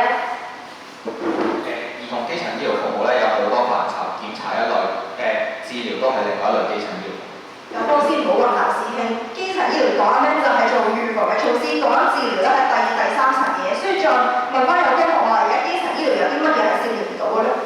想問，如果幫佢治療心血管血壓高，係咪基層醫療？心血管血壓高有方都識講係治療，唔係預防措施嚟㗎，所以再有啲同學唔敢承認嘅係究竟基層醫療又而家做唔做係足夠，所以再問有啲同學，既然有方所講而家有兒童醫療券就等同於輪候時間縮減咗，點解長者醫療券推出之後係公營嘅人數不跌反升嘅？所以咧，慢性病共同治理計劃係咪基層醫療其中一個措施？有方先唔好轉戰場轉，問緊你輪候時間點樣縮短咗？所以咧，有方同學承認慢性病共同治理計劃係其中一個措施。慢性病共同治理計劃正正就係治療緊呢一班長者佢哋嘅心血管疾病，所以治療都係其中一個方針。好啦，再問方同學，基層有方同學自己結辯答台下嘅時候承認咗，政府有責任提供資源去幫助一啲傷風咳感冒嘅學生。有方同學係咪政府有責任？政府係有責任，但係而家已經提出咗好多措施，既有醫療減免嘅時候，唔明點解有方仲要喺度增長咁多？第一樣嘢有方同學做咗係咪等於做得好？第二樣嘢有方同學同我哋講話，原來依家已經係足夠嘅時候，真係有方同學點解仲要排1、2個鐘？仲要排一個日咧？想反問有方，啱啱有方結辯答台下嘅時候同我講咧，原來暈咗都要去睇普通科，乜呢啲唔係睇急症嘅咩？所以咧，當佢哋腸胃炎嘅時候，佢睇唔到病，呢個係咪驗科？腸胃炎嘅時候，你而家睇唔到病，我方唔明白，因為見到普通科而家75人等1小時就已經睇到，如果你預約唔到嘅話，你係可以去睇急症。雖然唔明有方學擔心緊咩，有方回應翻我先，輪候時間點樣縮短咗？所以咧，有方同學搞清楚，預約唔到同排隊係兩回事。因為我根本預約唔到，咁我排隊梗係好快，因為淨係得預約到人先可以排到隊嘛。但係問題就係我預約唔到嘛。有方同學係咪你希望見到我哋今日嘅制度提出嚟講，當你排唔到家庭醫學診嘅時候，你就排急症，咁急症室係會人滿為患。所以有方同學立場已經退到一個地步，就係原來咧而家兒童醫療唯一嘅問題在於唔夠普通科門診嘅籌號，所以想問有方點解唔係直接加多啲籌號，而係要派個醫療券俾佢哋咧？有方學要加幾多先計到？俾個數字我點樣加？有方不如你論證下點解要派多個額外嘅措施，而唔係針對性咁派籌去幫佢哋？所以好簡單，因為成場有方學交唔到反方案，所以問題確立咗，政府解決唔到，所以咪就係要用私人醫療、用兒童醫療券去幫佢哋睇病咯。唔明白點解會出現問題？好，再講啦，有方學話家庭醫生做得好好，數字。有方同學你見到呢，一日嘅家庭醫生而家有咩問題？基層醫療難度我係講得2成3人有半人家庭醫生，有方同學提出話佢有效，有責任論證數字。個問題就係你見到咧，跟同有方嘅方案係一模一樣嘅。而家家庭醫生你就係需要俾150蚊，有方嘅方案又係150蚊。既然個方案一樣嘅時候，點解有方嘅方案就有效咧？咁但係個問題係我哋要由細建立習慣，同埋醫療券係一定要用啊嘛，因為派咗佢個戶口度，有方學你嗰個可以用，同埋如果有方學講到咁有效，點解個數字都係唔低？係啦，所以咧個問題根本就唔係個政策，而係缺乏宣傳啊嘛。所以有方同學覺得將啲錢擺晒落去宣傳到地方嘅政策就一定係完美嘅話咧？咁有方嘅政策同有方嘅政策一樣嘅時候，有方嘅政策點解會做得咁好？可唔可以解釋下？好簡單，由細教習慣同埋家庭醫療長者兒童醫療券係佢哋一定要用咗佢用嘅時候就要用我哋網絡裏面嘅醫生啊嘛，咁呢筆錢係佢哋嗰個經濟誘因。有方先唔好曲解咗我嗰個意思，從來冇講過家庭醫生嘅話有效。想反問有方，既然有方覺得家庭一人一家庭醫生咁冇效，點解唔係針對呢個措施自己填補流，而係無端端要額外俾一個醫療券佢哋咧？入行頭先覺得又話無效嘅話，咁點解入行覺得到底咩政策先係有效啊？而家兒童醫療費用減免，唔同嘅基層醫療措施針對緊有需要嘅兒童，呢啲咪叫有效咧？反問我家兒童醫療券有咩針對性，有咩獨特性啊？我想問下有方同學，如果越嚟越多人有家庭醫生，咁係咪一件好事？係好事，但問題係而家唔係而家針對家庭醫生自己嘅漏洞，而係無端端要開設一個兒童醫療券。有方答唔到，係因為有方自己都知道啦，兒童醫療券係架床疊屋，雖然對位。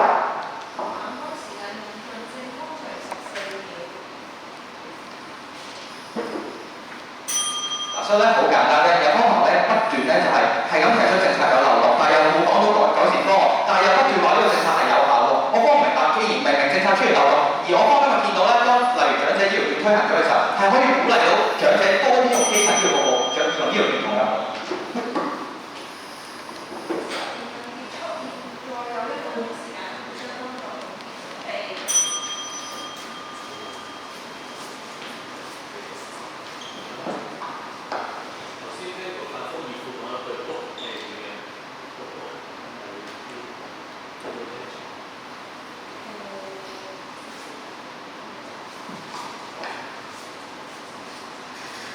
請問其他評判聽唔聽到？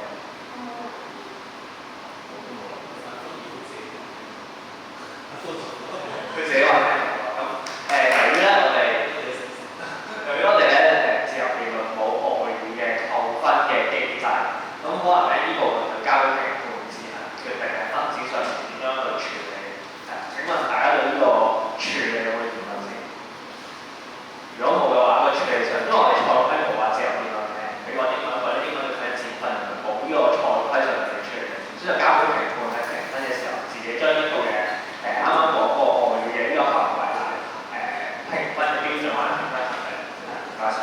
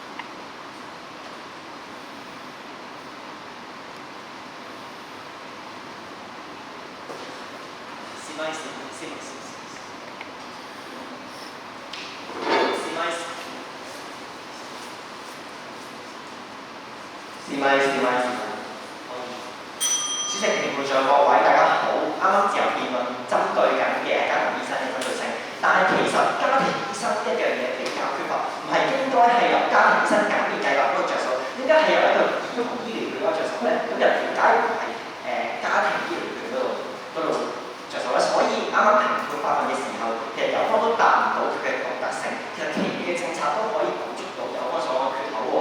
有方剩低嘅覺得兒童有咩困境咧？第一係窮，佢哋覺得有一啲嘅小朋友佢哋可能冇錢，佢哋冇得去睇醫生。但其實公營醫療服務嗰陣時候本身政府已經資助咗一大筆俾佢哋減免，到最真係佢哋完全冇錢嘅時候，佢哋可以申請豁免費用，而富有嘅兒童係唔需要扣㗎嘛，咁點解要派俾佢哋咧？然後要令佢哋去昂貴同奢侈嘅先醫生嗰度睇病咧，呢個有方係冇得到。第二嘢佢哋覺得要等就代表係差，但係其實我方覺得現時政府佢哋能夠按照一啲兒童嘅需要同比較程度，例如兒童同長者係更加有需要去接受服務嘅時候，咁佢哋咪睇先咯。咁剩低一啲好輕微嘅疾病，例如甩頭髮又或者係一啲更加輕微嘅疾病，咁可能係要等咯。咁但係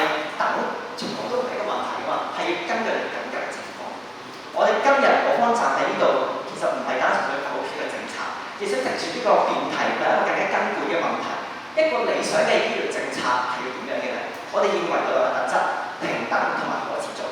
有番同我哋講醫療券係兒童應得權利，派晒俾佢哋為人公等咯。但我想問，平等係咪就等於人人有份呢？當今日兒童醫療券方案底下，所有兒童都能夠享用相同嘅金額援助，需要嘅兒童淨得到個2000蚊嘅援助，而有方同我哋講話佢哋都係唔夠，留低嚟揾慢性疾病同埋特殊兒童置諸不理。相對冇需要嘅人，佢哋會話要使納嗰2000蚊先至係享用到服務，係一種傳統殺我，係浪費，係唔公平。真正平等嘅醫療體系唔係對所有人都一視同仁，亦最需要嘅人給予最多嘅支持，而集中用嚟擴展現有嘅減免機制限額同埋增加對弱勢兒童嘅專科津貼支援，先至係政府而家應該要做嘅嘢，先至叫平等。第二，可持續醫療嘅本質其實係一次同半次嘅消費，而消費就意味住今年派咗，下年就冇。而下年如果政府冇錢換屆取消政策，乜都改正，咁我哋嘅醫療體系進步咗喺邊呢？如果我哋將啲資源投入嚟公營體系，係得到投資，係得到未來嘅回報。派發醫療券唔係政府嘅關懷，係忽視未來，而投資先會令政策先會令建設留低10年之後20年後，我哋嘅下一代仲受惠。細細個爸爸教我見到人有需要幫，但大個咗慢慢都發現幫人要考慮自身嘅條件、幫人嘅方法、幫人嘅程度，要考慮佢係咪有需要。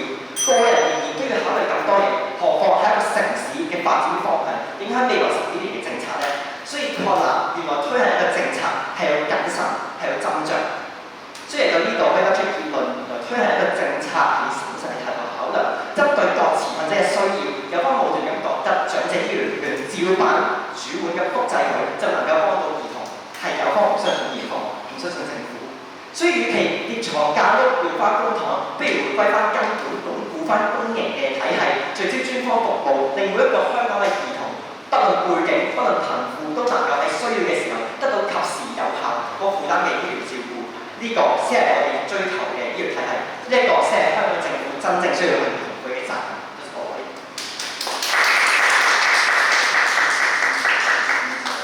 時間為3分至7秒，我是最後向之後行政方面嘅另外一個小分大時間推進嘅 CP。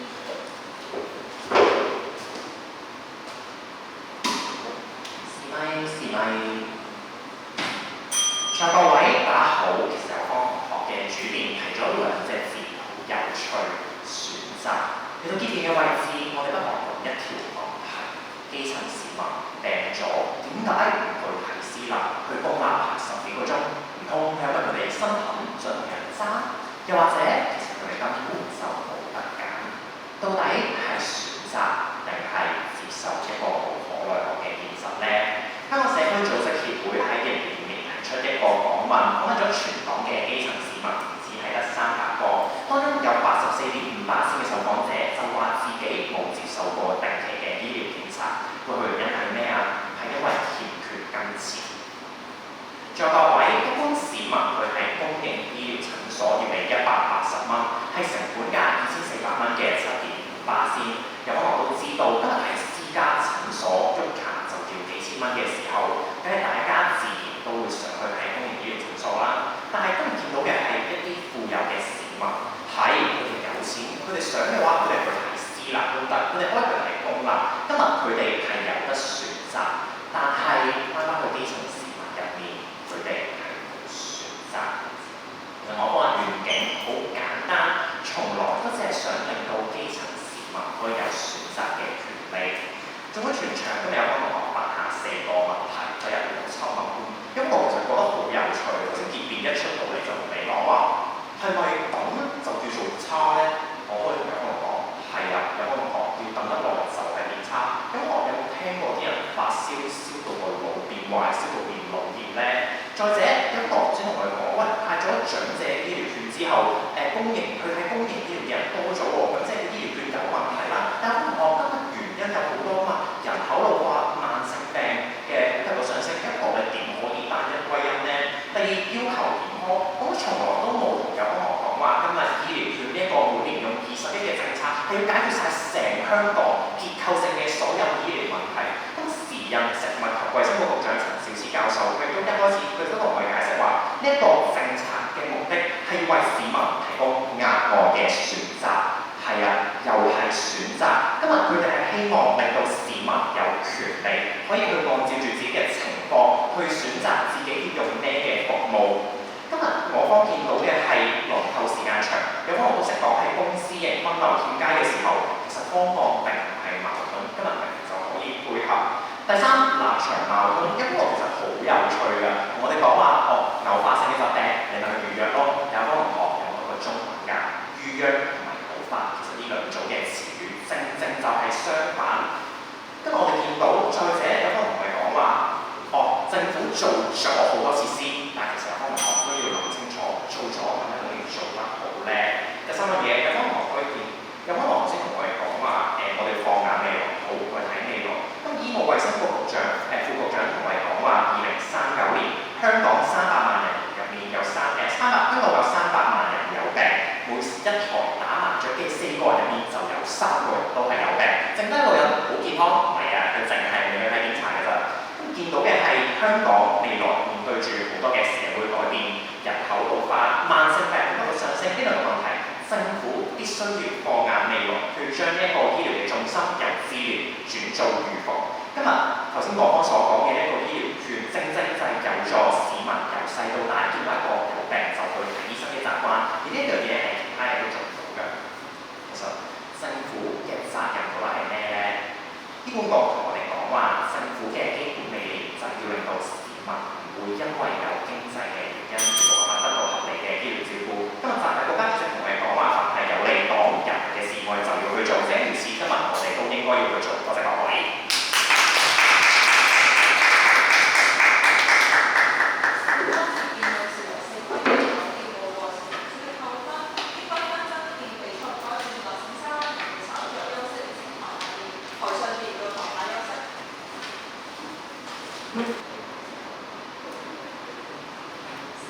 請雙方辯員上台發言。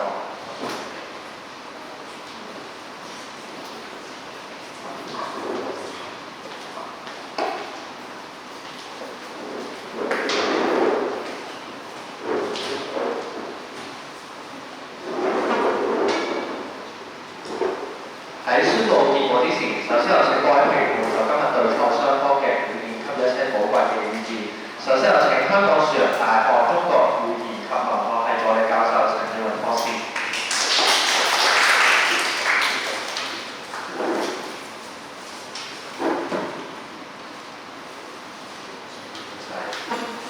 多謝大會幫我每日時間。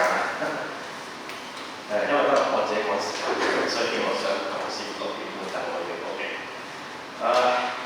歡迎大家嚟到樹仁啦，我覺得我有必要咁樣講嘅，因為係啦，呢個算係我嘅主場。雖然我今日都放心我去錯地方，真係我去咗隔離場，我一直喺度等。好彩睇我知道我迷路啦，咁啊帶我嚟啱嘅會場。咁啊呢個係即係大會做得好呢個嚇。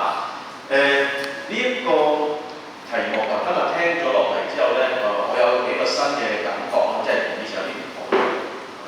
即係我覺得咁嘅雙方其實有啲位可以即反應都幾快嘅，即係往往係多次地係能夠即時聽到對方，咦你出咗錯喎，有得犯咗一啲嚴重嘅錯，即時可以講出嚟 highlight 出嚟俾評判聽得到。唔好意思，我用英文嘅嗱，譬如話評判扣分對唔住啊，好，你又講到你哋一方面又引用咗明愛嘅數據，一方面又問我哋明愛嘅數據係可唔可靠，咁即係自相矛盾。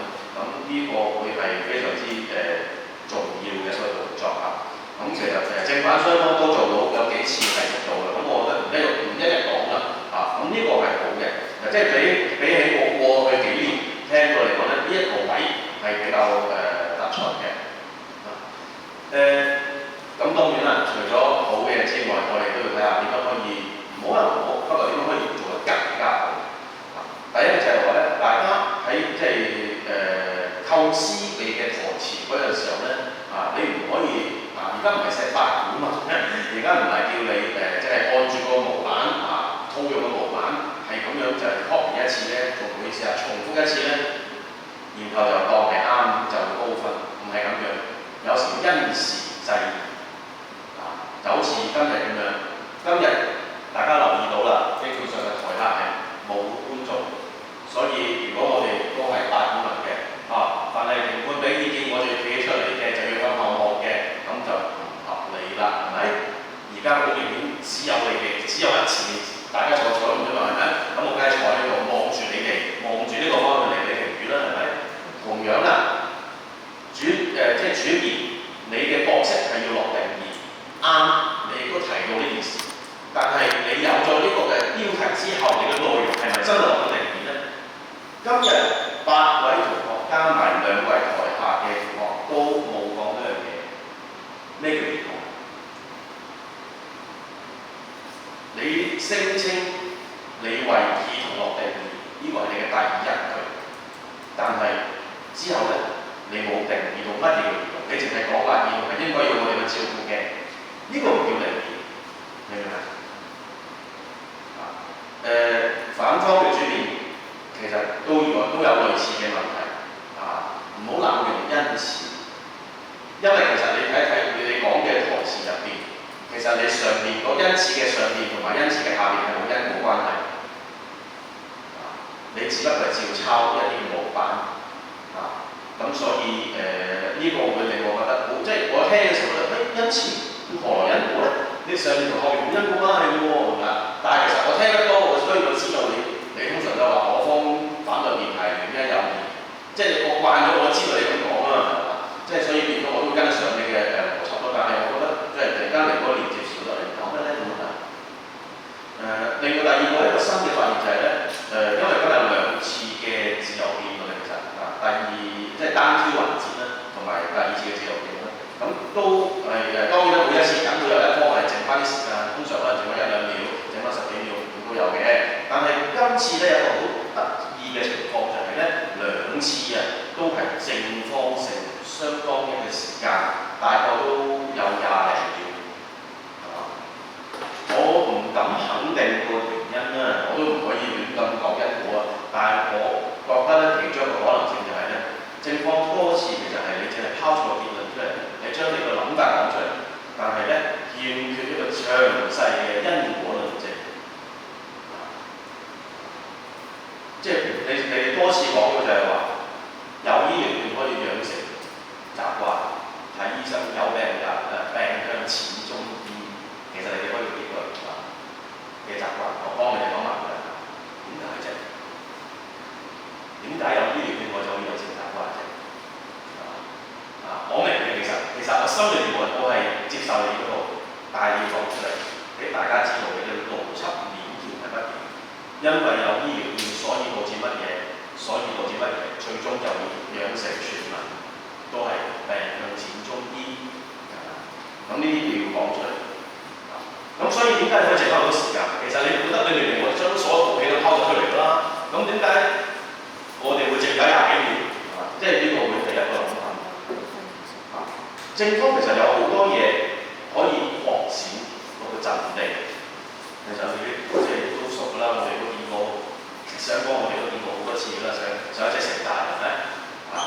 我都係講句，多啲 stakeholder， 多啲唔好意思，多啲利益相關方，唔好淨係集中喺兒童，就係講兒童，最多都係講埋醫療體系醫生護士，其實都講得少啦，大多數又講啦，仲有好多㗎嘛，反方人都係保險嗰啲。係咪啊？一講到睇醫生咁就即刻即時係會係醫療保險啦，醫療券對保險業會有好大影響，係嘛？另外啦，點解要先推出長者醫療券啊？因為喺現實中喺而家唔係平行時空，喺現在嘅香港嘅環境就係長者人口老化，長者越嚟越多，你唔推出一啲更加加強嘅力度嘅措施，問題會好大，對社會嘅負擔非常之嚴重。咁而家香港小朋友兒童多唔多啊？而家我哋面對住嘅現實嘅問題係乜嘢啊？政府想催生啊嘛，有醫療券係咪會更加俾個誘因大家願意去生仔？生仔個經濟負擔會再少咗。政府點解唔講啊？係咪啊？有好多嘢可以諗㗎，唔好淨係一言論。大家想當年兒童心照啦，使乜解釋咧？兒童係唔使得意嘅，no 要定義，係咪啊？即係有好多嘢係反方其實都係因為我自己讀語言學咧，我哋自己做好多研究咧，咁頭先同定好多咁最緊要我都，所以我今日大腦咧都係喺嗰個環節我哋做研究做實驗咧，經常都會面對一個就係統計學嘅方式，就係咧要提出一個嘅假設 hypothesis， 一定係有兩個 alternative hypothesis 同 null hypothesis。好啦，即係你講起啦，零假設同埋係對立假設係咪啊？應推行兒童醫療券，我哋可以話佢係一個 alternative hypothesis 咧。咁佢嘅 null hypothesis 係咩？唔係不應喎，咁你嘅統計學理論真係唔夠好，係冇所謂應不應㗎。呢隻藥對醫治呢個病有效，呢個係 alternative hypothesis。呢隻藥對佢醫病有冇效咧？冇顯著嘅改變，呢個係佢嘅對立，佢嘅 null hypothesis。而今日反方，你哋採取嘅就係對應住個 null hypothesis。你最多只係能夠說服到我，覺得咦係喎，醫療券可做可不做。其實你都算係反駁緊佢哋嘅，但係如果你係強調係不應，而唔係無所謂應不應咧，咁我更加願意相信你，明唔明啊？因為其實我哋面對呢啲題咧，其實唔係非黑即白，係有三界嘅，起碼有三界嘅，應不應同埋無所謂應不應，明唔明啊？咁譬如話有啲乜嘢係即係你推出醫療券之後會有啲咩反效果？唔好淨係講架床疊屋，唔好淨係講唔公平，因為其實你都要考慮下而家大家心中對香港醫療嘅一個預設嘅即係假設我唔係個專家，我唔係嗰行嘅一個香港升斗市民嘅諗法就係，梗係唔夠啦！睇醫生邊個會嫌多嘅？邊個會覺得而家香港做得好嘅？係咪啊？咁所以如果你想說服我哋而家現行嘅情況都夠啦，使乜搞咁多醫療券嗰啲咧？我都幾難說服我。咁呢個要小心啦。其實有好多嘢可以講嘅，喺度我唔再重複啦。最尾回歸翻語言本身結辯正方嘅唔會時候，反方嘅結辯有一個字你唔應該講，我方覺得喺個辯論場上面，你應該係拋證據、講論證、講因此、講原因、講因為所以。你只有論證同唔論證嘅啫，你唔會有覺得呢樣嘢，呢個好危險。咁當然啦，又凡事人可以咁做嘅。譬如話正方嘅去到結辯，今日其實雙方結辯都冇一個一場嘅音，哇！真係用一個又用英文唔好意思，mic drop，我唔知點樣翻譯。你有冇睇 rap 啊？外國嗰啲 rap，美國嗰啲 rap 係咪啊？佢講一句好震撼嘅説話之後咧，捉咪俾到全場喺度震撼咁但係今日雙方嘅結辯咧，照計你哋應該要做嘅，咁但係做唔到。近咗幾年嘅結辯都係做唔到。如果我覺得正方其實你作為結辯，你想我哋照顧多啲兒童，想我哋關心多啲兒童，點解唔訴諸於情？點解唔係一個具體嘅例子我，令到我哋感覺俾個真實嘅例子我咯？哪怕係個設例啦，係咪啊？張生嘅仔而家係1歲，佢有呼吸道問題，佢而家呼吸困難，佢而家喘緊氣。面青口上白，甚至乎發紫啦！喺呢個咁樣嘅情況之下，你仲叫我等1日1分鐘嗰啲唔多？想象下，如果呢個係你哋嘅仔女，你嘅細佬妹，佢得1歲，甚至乎得3個月大，佢而家呼吸困難，佢喘緊氣，係咪？你應該要令到佢哋落淚，係咪？點解唔咁做？我唔係佢淨係咁做啊！淨係咁做入嗰啲數之前咁就唔得，係咪？但係其實情感牌係對你哋嚟講有利，點解唔試下偶爾啊？係咪啊？大概又去到呢度，唔好意思啊，我接到睇到時間過幾多分。即係我是寶貴嘅結辯。接落嚟我有請香港理工大學中國語文教學中心導師蔡慧榮老師。多謝蔡會啦，邀請我嚟到呢一度嘅。咁我總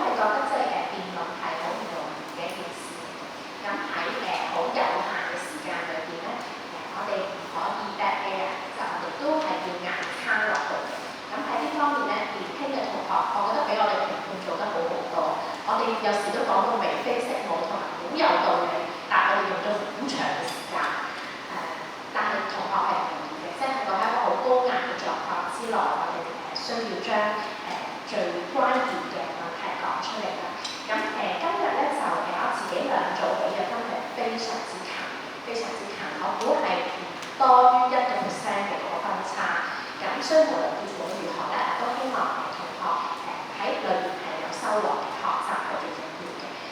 我大膽咁認為咧，我認為今日呢個題目咧，正方係幾難答嘅。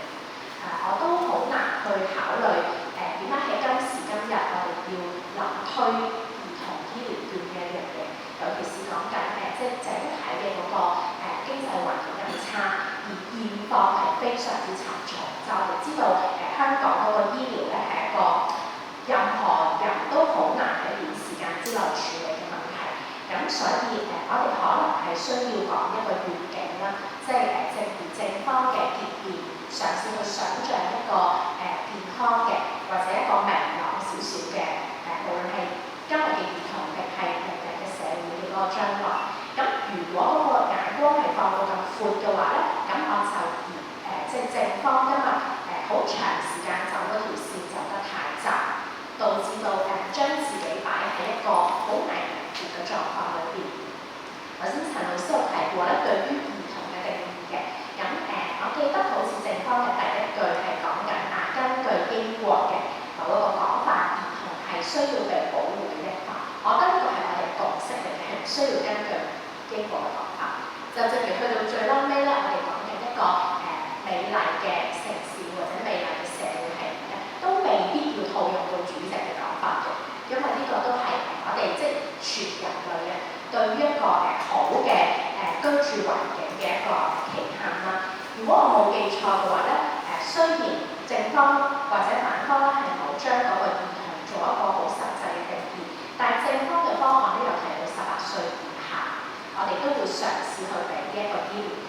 我幾意外咧，就係將兒童放到咁闊嘅，好大方，即係18歲以下，我哋都會俾呢一個醫療券嚇。咁背後有個咩原因咧？而個負擔咧應該都幾大嘅。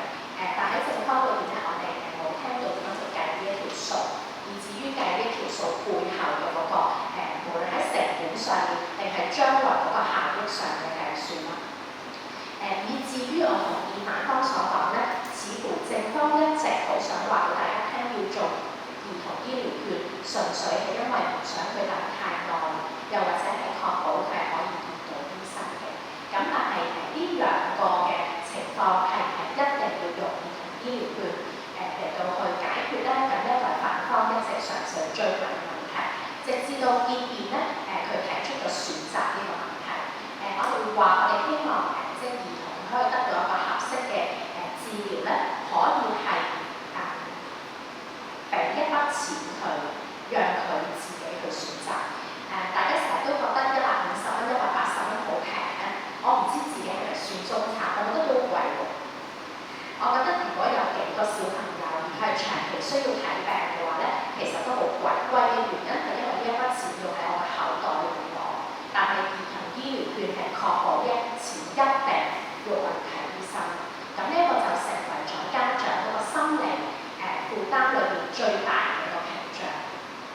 兒童醫療券如果參考長者醫療券嗰個做法咧，佢唔係淨係佢當然能夠支付到佢去睇一個專科或者一個好嚴重嘅疾病，係講緊可能係一般嘅疾病，以至於一般我哋覺得唔係病嘅問題，但我哋需要應付嘅醫療開支，例如配合嘅呢一類。咁我估如果將兒童醫療券睇成為闊一啲，而唔係純粹解決我唔想等咁耐，又或者我一定睇到呢回事咧，佢先至能夠更好咁呼應同學開初所講，以至於最後所講，我哋對於兒童10幾年嗰個成長階段有一個更闊、更好同埋更穩固嘅屏障。咁我估係嗰個前設，以至於中間嗰個發展去到最後結論咧，正方一直有啲鬆動同埋協調嘅位，咁令到我哋都會有一定程度嘅懷疑。我好記得背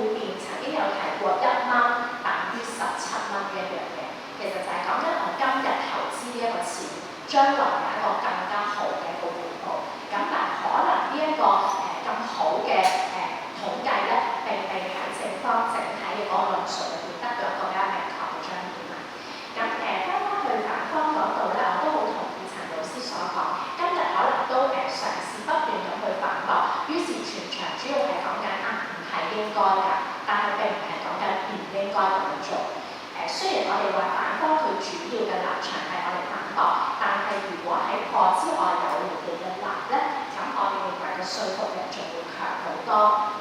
因為反方反覆咁樣強調唔公平，因為有啲小朋友咧佢係嚟自富裕嘅家庭嘅，但係我哋好似冇人夠膽質疑長者係只可以派俾基層嘅家庭，我哋都係所有長者去派嘅，咁又點解咧？即係如果我哋一直將緊兩種嘅醫療券擺埋一齊，比較可惜嘅係政府冇追問呢個問題嚇。咁我覺得今日正反雙方咧對於基層、中產、富裕家庭咧有一個比較片面啲嘅印象，好似基層家庭佢哋更加值得去擁有呢一個公共醫療服務，但係事實上可能唔係咁樣嘅。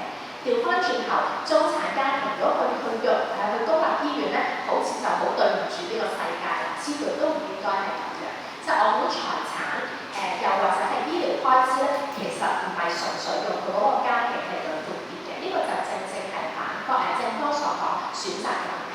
喺呢個社會裏邊，佢哋有冇更加好嘅選擇，用佢哋嘅錢財同埋去處理好即係家裏面嗰個成員嘅嗰個醫療嘅問題啦。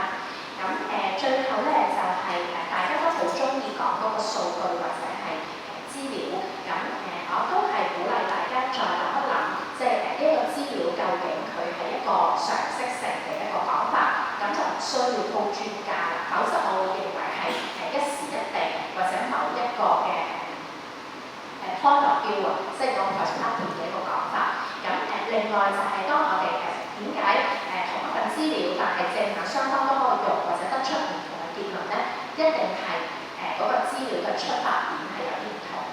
咁我都鼓勵同學繼續去，唔係純粹攞嗰個資料嘅其中一句或者兩個講法，喺佢背後嗰個統計嘅形式，以至於佢站喺一個乜嘢嘅姿態上面嚟到講啦。咁譬如佢係講緊一個數額，咁比例上係點嘅會試下。咁我覺得今日大家嗰個語出係比較快一啲嘅，咁所以整體上都覺得同學有啲緊張。咁如果下一次能夠更加鬆容咧，我覺得同學可能反而有更加好嘅發揮，繼續努力。唔該晒。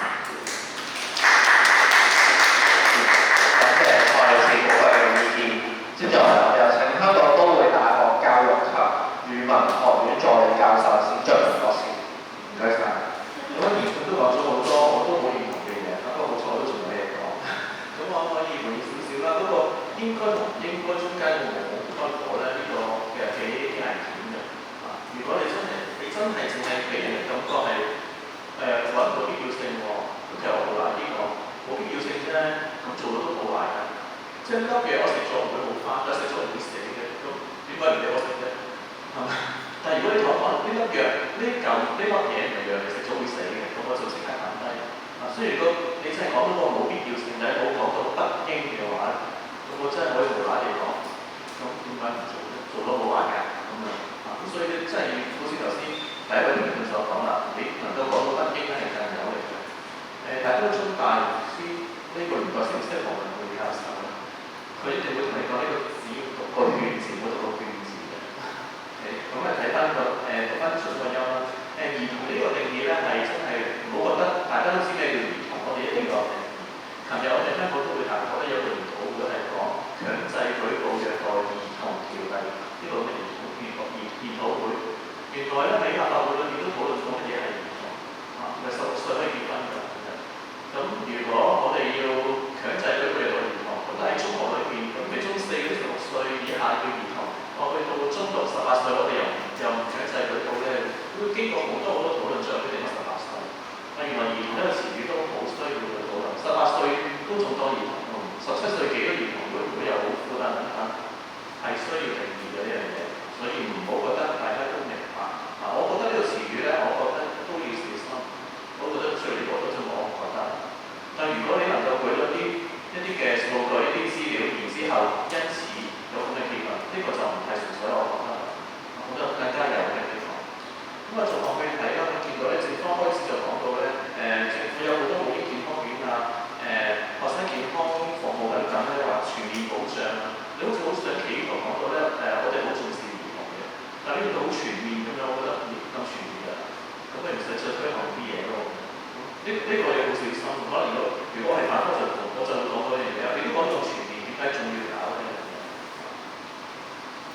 啦，好好嘅地方就係你有講到呢個預防同治療。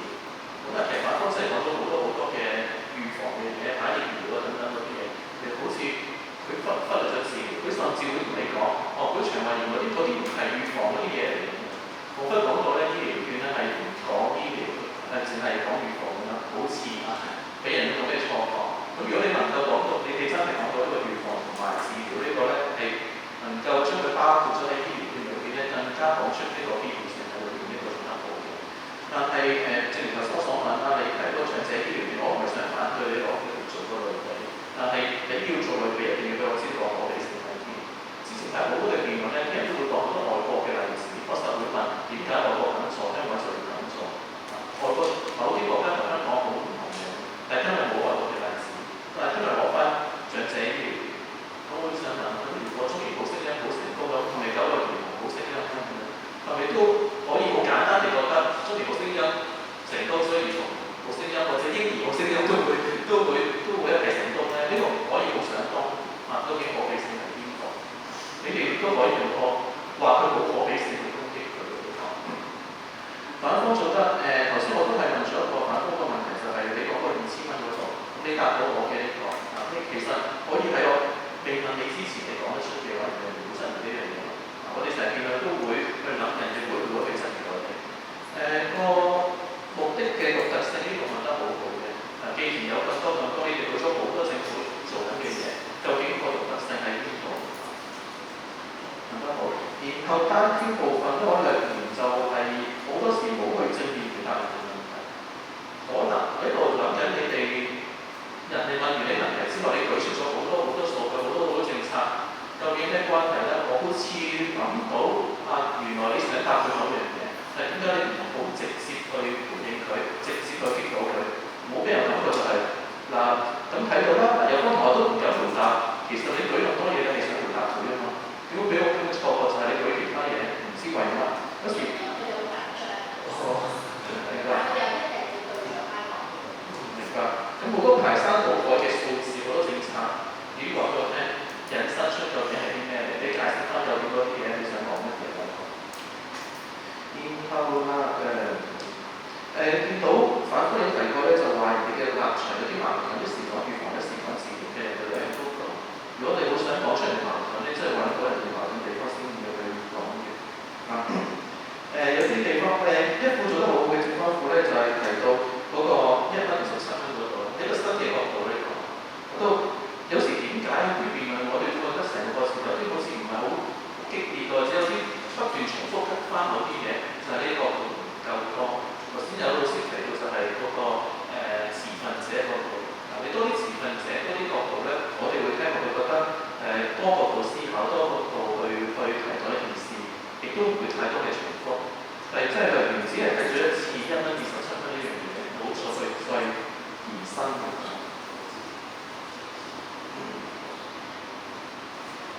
打電話嗰度話打電話預約唔到啦，然之後咧就話有個流動應用程式，咁呢個有做功課呢個，呢個好快速講個流動應用程式。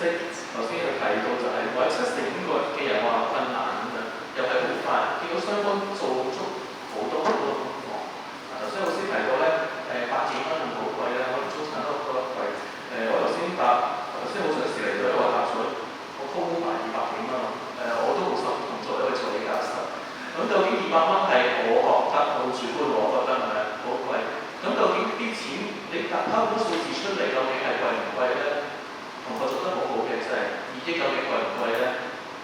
拋出嚟整一個新嘅醫學院3年幾多錢？攞你17億先定幾多7億定幾多嘢？你揾一個數字去同我哋比較，我先會知道究竟呢個2億代表住咩嘢。如果未一大堆嘅零字喺後面咧，我真係唔知呢個數字代表咩。同學做得好嘅呢個。咁我例如雙方嘅總結咧，係可以再緊扣翻、重新翻自己個論點，同埋如果能夠咧放翻埋人哋嗰個矛盾、人哋嘅辯論內容裏面嘅不足咧，就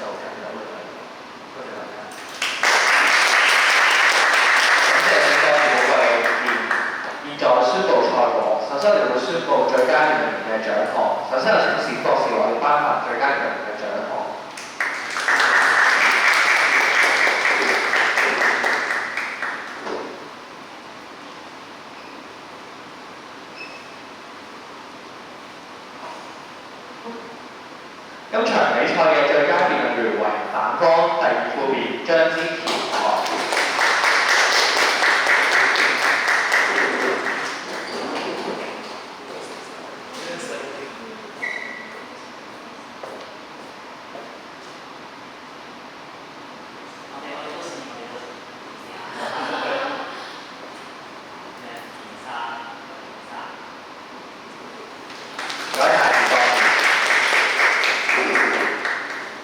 接住落嚟為大家宣布賽果，第二屆香港大專粵語辯論聯賽第13場初賽，編題為港府應推行兒童醫療由正方香港中文大學文書院對反方香港中文大學崇基學院。比賽結